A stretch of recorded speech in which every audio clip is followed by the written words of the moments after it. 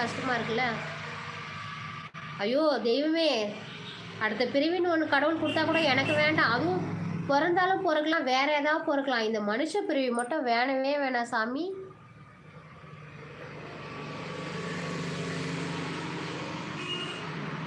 நான் நான் தான் அதை எதிர்பார்த்துட்டு இருக்கேன். எனக்கு சங்கு ஊதட்டும். ஏன் கடவுள் அப்படிலாம் பேசுறீங்க?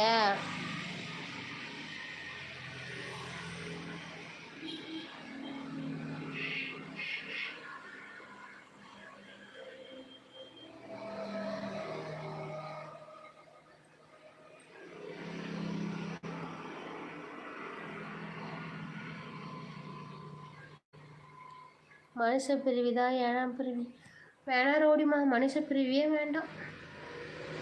இந்த ஒரு பிரிவிலேயே படாத கஷ்டம்லாம் பட்டாச்சு. ஆமாம், இந்த சந்தியா சொல்லிட்டாங்களே.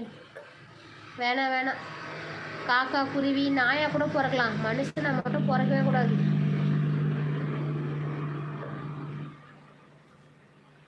சரி, எல்லாம் பாய் சொல்லுங்க.